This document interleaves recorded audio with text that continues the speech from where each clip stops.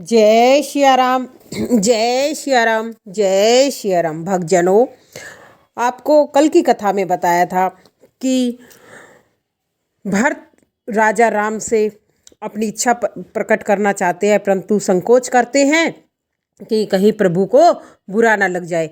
फिर दुखी और अयोध्यावासी खुश होते हैं कि भरत जी राम जी को मना लेंगे, परंतु जैसे ही जाने की बात आती है तो दुख सागर में डुबकी लेते हुए सब स्त्री पुरुष बड़े व्याकुल होकर सोचने लगे कि विधाता को दोष देकर क्रोध से कहने लगे कि प्रतिकूल विधाता ने यह क्या किया। देवता, सिद्ध, तपस्वी, योगीजन और मुनि जनक जी की दशा देखकर कोई भी ऐसा सामर्थ्य वाला नहीं है जो उस नदी के पार जा सके।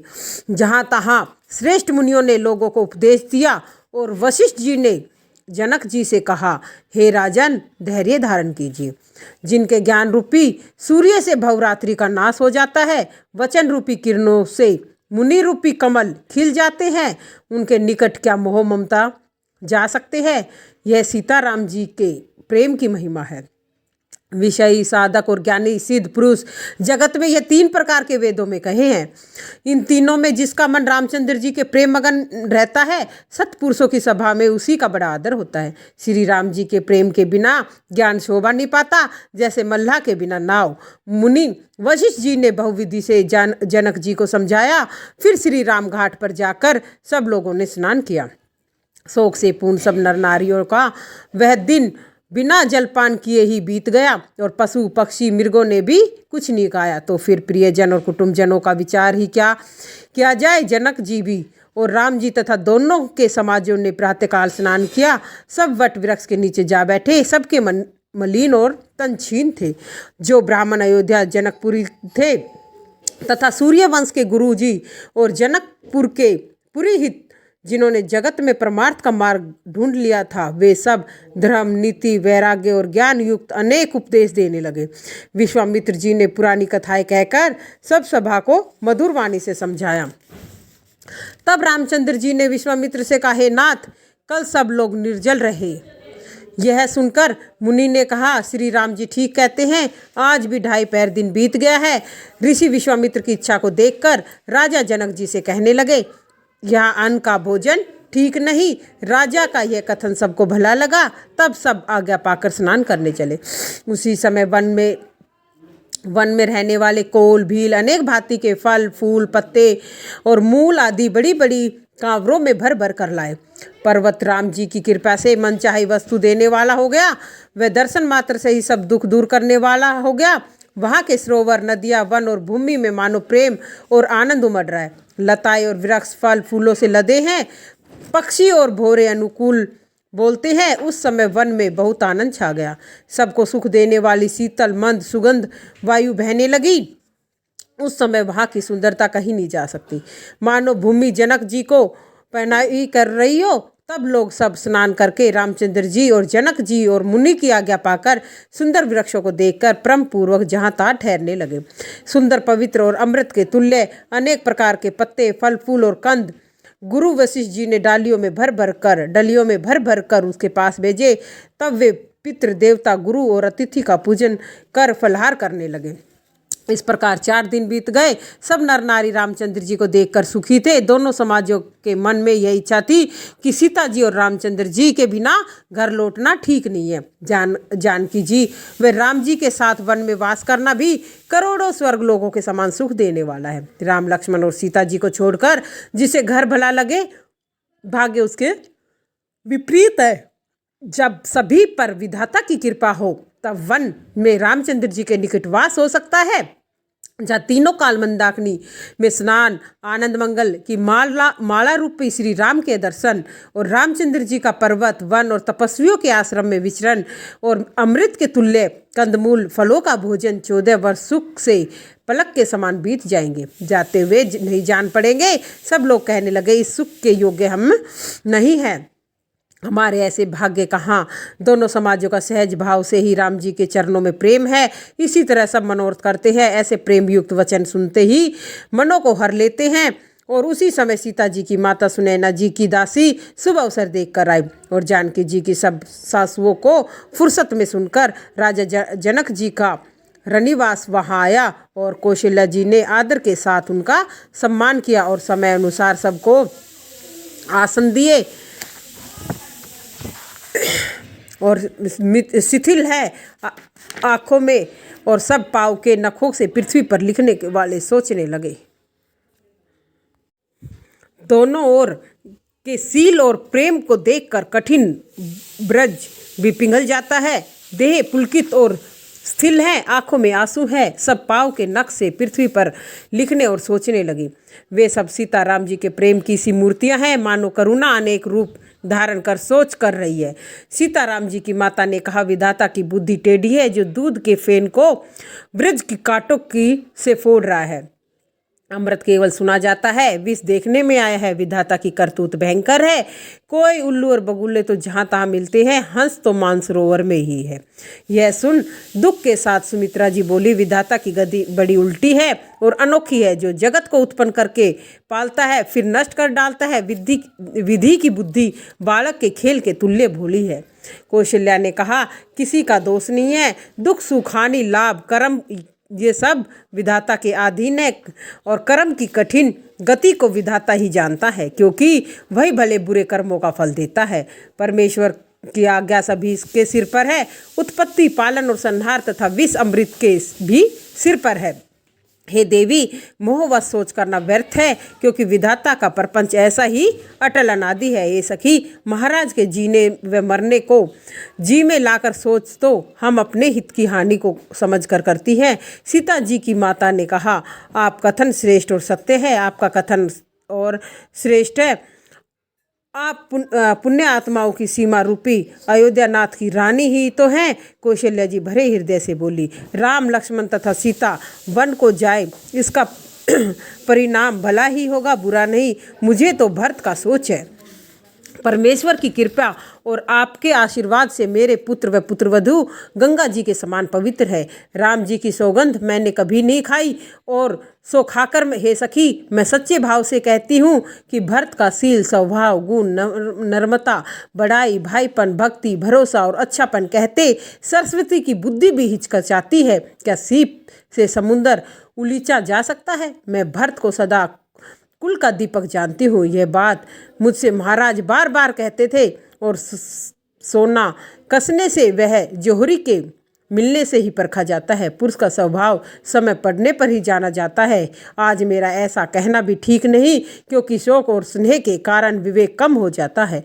कौशल्या जी की गंगा जी के समान निर्मल वाणी सुनकर सब रानियाँ प्रेम में विह्वल हो गई।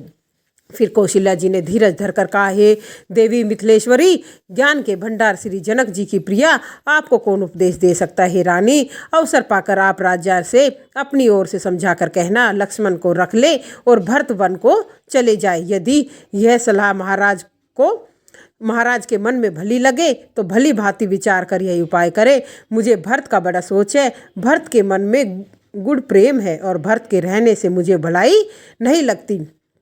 उनका स्वभाव देखकर वह सीधी और भली वाणी सुनकर सब रानियां करुणा रस में मगन हो गई और आकाश से फूलों की वर्षा हुई और धन्य धन्य ध्वनियां होने लगी। सिद्ध व मुनि स्नेह मगन हो गए और रानियां थकित होकर देखती रह गई। तब सुमित्रा जी धीरज धरकर कहने लगी, हे देवी, 2 घड़ी रात बीत गई। यह सुनकर राम माता कौशल्या प्रेम के साथ उठी और स्नेह के साथ सद्भाव से बोली, आप शीघ्र डेरे को पधारिए। हमको तो ईश्वर की ही गति है अथवा जनक जी सहायक है। उनका प्रेम देखकर वह विनम्र वचन सुनकर रानी सुनैना ने उनके पवित्र चरणों को पकड़कर कहा कि हे देवी, आपको ऐसी नम्रता उचित है। आप राजा दशरथ जी की रानी और राम जी की माता हैं। प्रभु अपने नीच जनों को भी आदर करते हैं, जैसे आग धुएं को और पर्वत घास को सिर पर धारण करते हैं। हमारे राजा तो कर्म और वाणी से आपके सेवक हैं, सहायक तो महादेव पार्वती हैं। आपकी सहायता करने योग्य जगत में कौन है? क्या दीपक सूर्य की सहायता करने जाकर शोभा पा सकता है? श्री राम जी वन में जाकर देव कार्य करके अवधपुरी में आकर अटल राज्य करेंगे। देवता नाग और मनुष्य सब राम जी की भुजाओं के बल से अपने अपने स्थानों में सुख से वास करेंगे। यह सब याज्ञवल्क्य मुनि से ने पहले से ही कह रखा है। हे देवी, ऋषि का वचन मिथ्या नहीं हो सकता। इस प्रकार बड़े प्रेम से पाँव पड़ सीता जी के लिए विनती करके आज्ञा पाकर सीता जी समेत सुनैना अपने डेरे को चली। जानकी जी अपने कुटुंबियों से जो जिस योग्य था उसी भांति उनसे मिली और जानकी जी ने तपस्विनी के वेश में देखकर सब अत्यंत प्रसन्न हुए। जनक जी रामचंद्र जी और गुरु जी की आज्ञा पाकर डेरे को चले। उन्होंने आकर सीता जी को देखा और जनक जी ने अपने प्रेम वश और प्राणों की पवित्र पाहुनी सीता जी को हृदय से लगा लिया और हृदय में स्नेह का समुद्र उमड़ पड़ा। राजा का मन मानो प्रयाग हो गया हो। उसमें उन्होंने सीता जी का स्नेह रूपी वृक्ष बढ़ते देखा। उस पर श्री राम जी का स्नेह रूपी बालक सोवयान है और जनक जी का ज्ञान रूपी मार्कंडेय मुनि मानो विकल होकर डूबते डूबते उस बालक का सहारा पाकर बच गई। जनक जी की बुद्धि कभी मोह में मगन नहीं है। यह तो श्री सीता राम जी के स्नेह की महिमा है। पिता माता के स्नेहवश सीता जी विकल होकर अपने को संभाल नहीं सकी, तो भी पृथ्वी की कन्या सीता जी ने समय और श्रेष्ठ धर्म को विचार कर धीरज धारण किया।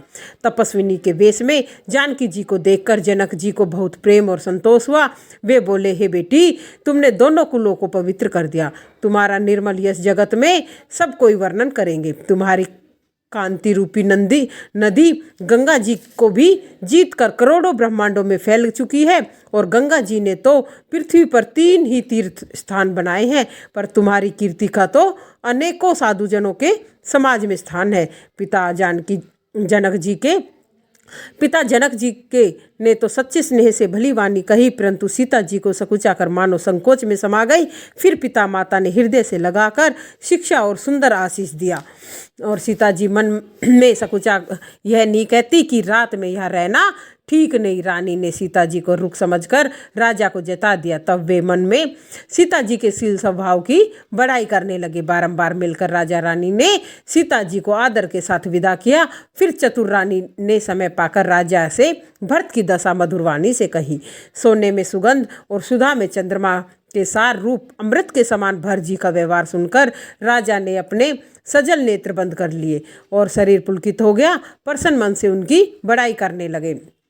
बोले, हे सुमुखी, हे सुनैनी, सावधान होकर सुनो। भरत जी की कथा संसार के बंधन से छुड़ाने वाली है। धर्म, राजनीति व ब्रह्म विचार, इन तीनों में मेरी बुद्धि जैसी गति है वह मेरी बुद्धि भरत जी की महिमा का वर्णन करना तो क्या छल से उनकी छाया को भी नहीं छू सकती। ब्रह्मा, गणेश, शेष, सरस्वती, चतुर पंडित और बुद्धिमान सबको भरत जी के चरित्र, सुयश, सुक्रम, धर्म, शील, निर्मल गुण, ऐश्वर्य समझने तथा सुनने में सुख देने वाले हैं और पवित्रता में गंगा जी के समान तथा रुचि में अमृत से भी बढ़कर है। भरत जी असीम गुण संपन्न व उपमा रहित पुरुष है। भरत के समान बस भरत ही है और सुमेरी पर्वत क्या शेर के बराबर कहा जा सकता है।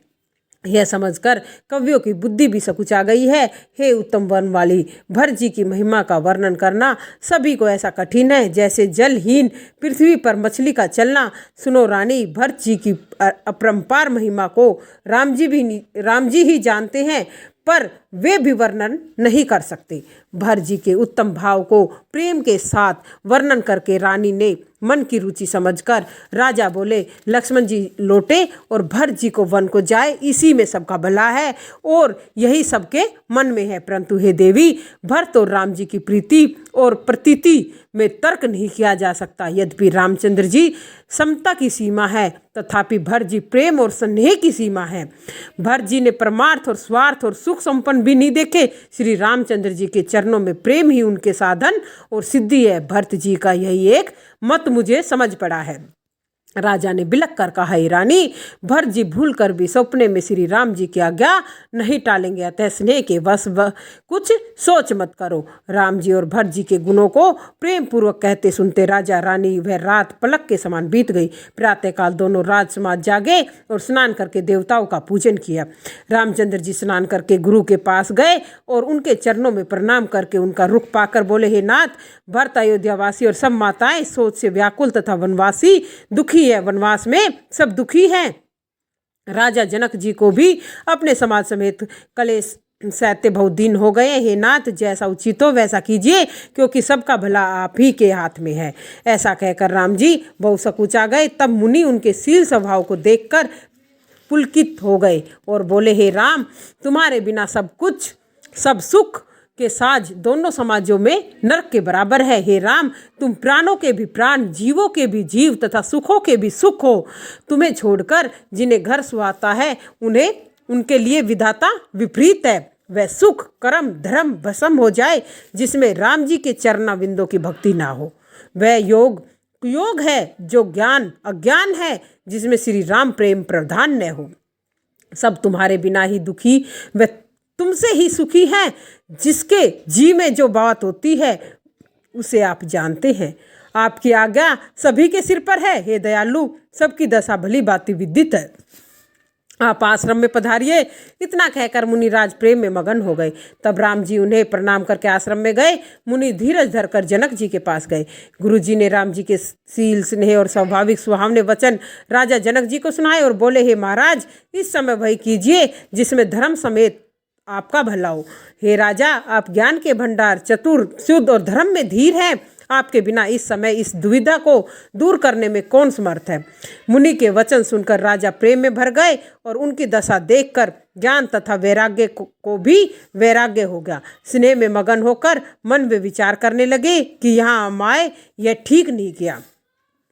राजा ने राम जी को तो वन में जाने को कहा और अपने प्रिय स्नेह को प्रमाणित कर दिया, परंतु हम अब इन्हें वन को भेजकर अपने ज्ञान की बढ़ाई में आनंदित होते हुए लौटेंगे। तपस्वी मुनि ब्राह्मण यह देखकर और सुनकर स्नेह के वश बहुत व्याकुल हुए और राजा समय विचार कर धीरज धरकर समाज सहित भरत जी के पास चले। भरत जी ने उन्हें आगे कर लिया और समय अनुसार शुद्ध आसन दिए और राजा जनक जी बोले, हे तात भरत, तुमको श्री राम का स्वभाव मालूम ही है। राम जी सत्यवर्ती और धर्मपरायण है। वे सबके शील और स्नेह से संकोच व संकट सहते हैं। अब तुम जो आज्ञा दो वह उनसे कही जाए। यह सुन भरत जी शरीर से पुलकित हो आंखों में जल भरकर धीरज कर धर बोले, हे प्रभु, आप हमारे पिता के समान प्रिय व पूज्य हैं और कुल गुरु वशिष्ठ जी के समान हितकारी माता पिता भी नहीं है। विश्वामित्र जी आदि मुनि और मंत्री लोगों का समाज है। ज्ञान के समुद्र आप ही आज यहाँ विद्यमान है। हे स्वामी, मुझे अपना बालक सेवक और आज्ञाकारी जानकर शिक्षा दीजिए। इस समाज में ऐसे स्थान पर आपका पूछना, मौन रहने पर मलिन मन व बोलने पर पागल समझा जाऊंगा और छोटे मुंह बड़ी बात होगी और विधाता को उल्टा जानकर क्षमा कीजिएगा। यह शास्त्र वेद और पुराणों में प्रसिद्ध है। जगत जानता है सेवा धर्म कठिन है। स्वामी धर्म और स्वार्थ में विरोध है। बैर अंधा है और प्रेम को ज्ञान नहीं रहता। श्री राम का रुख देखकर उनके धर्म और व्रत को रखकर मुझे पराधीन जानकर सबकी सम्मति के अनुसार जिसमें सबका हित हो प्रेम पहचान कर वही कीजिए। भरत जी के वचन सुनकर उनका स्वभाव देखकर जनक जी समाज सहित बड़ाई करने लगे और उनके वचन सुगम और कठिन, कोमल, मनोहर व कठोर हैं, जिनके अर्थ बहुत वे अक्सर थोड़े हैं। जैसे दर्पण में मुख दिखता है, दर्पण अपने हाथ में होने पर भी वह पकड़ने में नहीं आता, ऐसे ही भरत जी अद्भुत वाणी पकड़ी नहीं जाती। राजा जनक भरत जी मुनिजन व समाज सहित वहां गए जहाँ देवता रूपी कुमुदों को खिलाने वाले चंद्रमा श्री राम जी थे। यह सुनकर सब लोग सोच में व्याकुल हो गए। जैसे मछलियाँ पहली वर्षा के जल के संयोग से हो जाती है। देवताओं ने पहले वशिष्ठ जी की दशा देखी, फिर जनक जी का विशेष स्नेह देखा। भरत जी को राम भक्ति में लवलीन देखकर स्वार्थी देवता घबरा गए और अपने जी में हार गए और सबको राम स्नेह में मगन देखकर देवता लोग ऐसे सोच के वश हुए कि लिखा नहीं जा सकता। देवराज इंद्र ने सोच में भरकर कहा, श्री राम जी तो प्रेम के संकोच के वश में है। सब मिलकर प्रपंच रचो, नहीं तो अकाज हुआ जानो।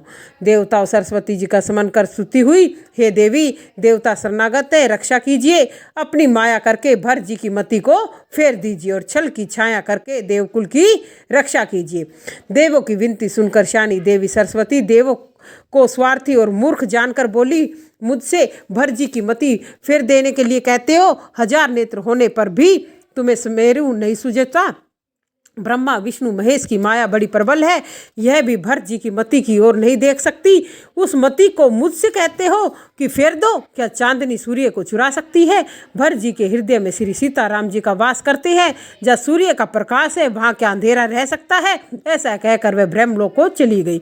देवता ऐसे व्याकुल हुए जैसे रात को चकवा। स्वार्थी और मलिन मन देवों के कुमंत्र करके षड्यंत्र रचा, प्रबल माया रचकर भय भ्रम और दुख उच्चाटन फैला दिया।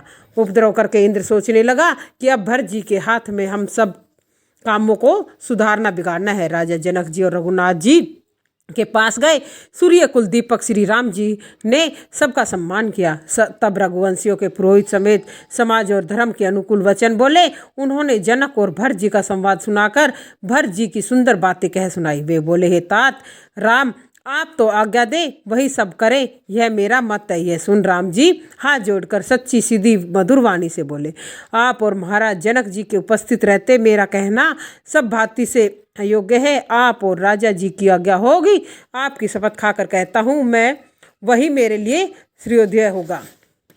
राम जी की शपथ सुनकर मुनि और जनक जी सभा समेत सकुचा गए। तब भरत जी के मुख की ओर देखने लगे और किसी से उत्तर देते नहीं बना। भरत जी ने सब लोगों को संकोच में देखा। तब राम बंधु भरत जी ने धीरज धरकर कुसमय जानकर अपने प्रेम को रोका और जैसे बढ़ते हुए विंध्याचल को अगस्त्य मुनि ने रोका, शोक रूपी हिरण्याकश ने बुद्धि रूपी पृथ्वी को हर लिया, जो निर्मल गुण रूपी जगत को उत्पन्न करने वाली थी। भरत के विवेक रूपी विशाल बाहरा के बिना परिश्रम ही उसका उद्धार किया।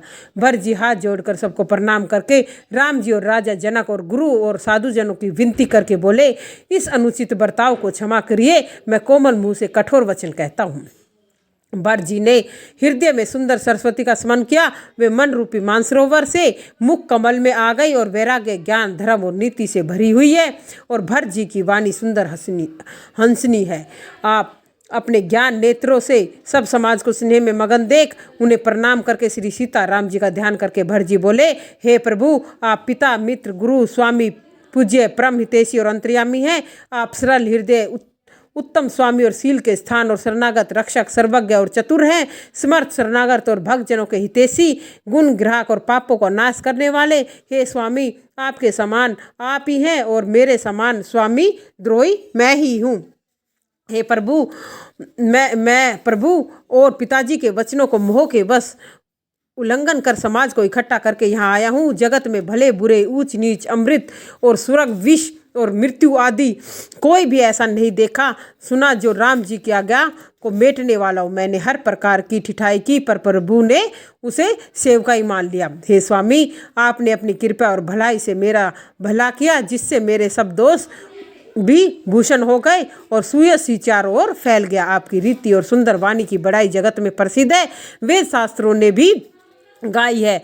और जो महानिर्दयी, खोटे, दुर्बुद्धि, दोषी, शील और रहित, नास्तिक और निडर है, वे भी अपने सन्मुख शरण आए और सुनकर एक बार प्रणाम करने पर ही आपने अपना लिए। उनके दोष देखकर भी आप कभी मन में नहीं लाए, उनके गुण सुनकर साधुजन के समाज में गए। ऐसा स्वामी कौन है जो अपने सेवक की रक्षा करके अपने समान उसके भाव, उसके सब साज सजा देता है। और आप अपनी करनी का स्वप्न में भी विचार न कर सेवक के संकोच को सोचकर अपने हृदय में रखते हैं। ऐसा स्वामी आपके सिवाय कोई नहीं। यह भुजा उठाकर प्रतिज्ञा करके कहता हूँ, पशु नाचते हैं और पक्षी पाठ में प्रवीण हो जाते हैं। इनके गुण व गति पढ़ाने व नाचने वाले अधीन है। ऐसा आपने अपने सेवक को सुधार कर उनका सम्मान करके साधुओं को सिरमौर बना दिया। आप ऐसे दयालु के बिना जोरावरी सुयश का पालन कौन करेगा। मैं शोक से, प्रेम से और बाल स्वभाव से आज्ञा को न मानकर यहाँ आया हूँ, तो भी दयालु ने अपनी ओर देखा और मेरा भला ही माना। मंगल के मूल चरणों के दर्शन किए और ये जान लिया कि स्वामी सहज ही मेरे अनुकूल हैं। इस बड़े समाज में अपने भाग्य को भी देखा। मेरी बड़ी चूक होने पर भी स्वामी मुझ पर प्रेम है। स्वामी का मुझ पर प्रेम है। आपकी कृपा और अनुग्रह से मेरे सब अंग अघा गए हैं और कृपया निधान ने सब अधिक ही क्रिया है। स्वामी, आपने शील, स्वभाव और भलाई से मेरा प्यारा रखा। हे नाथ, आपका और समाज का संकोच छोड़कर मैंने बहुत ठिठाई की। विनय रहित अथवा विनय सहित जैसी रुचि हुई वैसी वाणी मैंने कही। हे देव, मुझे अति दुखी जानकर क्षमा करना। सुहृदय, चतुर और अच्छे स्वामी से बहुत कहना बड़ा दोष है। अतः हे देव, आज्ञा दीजिए, मेरी सब बात आपने सुधार दी। प्रभु के चरणों की रज की सत्य, पुण्य और सुख की सुंदर सीमा है। दुहाई करके मैं अपने हृदय ही जागते, सोते और स्वप्न में भी बनी रहने वाली रुचि कहता हूँ कि स्वार्थ, कपट व चारों फलों को छोड़कर स्वाभाविक प्रेम के स्वामी की सेवा करना चाहिए। भले स्वामी की आज्ञा पालने के समान दूसरी सेवा नहीं है। हे देव, अब सेवक वही प्रसाद पावे। ऐसा कहकर भरत जी के प्रेम के वश हो गए और शरीर पुलकित हो गया, आंखों में आंसू आ गए, घबरा कर प्रभु के चरणों में गिर गए। उस समय का स्नेह का नहीं जा सकता। भक्तजनों, आज की कथा का विश्राम यही करते हैं। कल बताएंगे कि भरत जी ने अपनी क्या मीठी वाणी से भगवान को क्या कहा और परमात्मा ने उनको क्या कहा। इसी के साथ जय सिया राम, जय सिया राम, जय सिया राम।